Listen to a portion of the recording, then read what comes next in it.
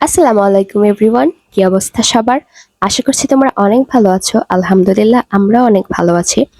তো এই যে আমার পুচু সোনা এখন ঘুমাচ্ছে।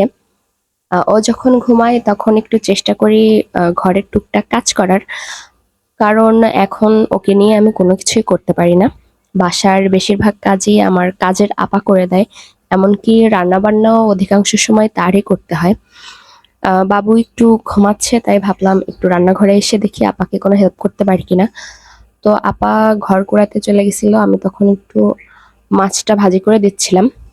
এর মধ্যেই তার কান্নার আওয়াজ, গিয়ে দেখি সে ঘুম থেকে উঠে গেছে।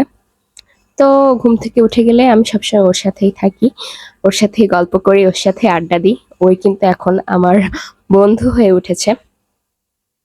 তারপর ও আবার একটু ঘুমিয়েছিল, সেজন্য ওর ব্যবহৃত জিনিসগুলো আমি একটু গুছিয়ে রাখছিলাম।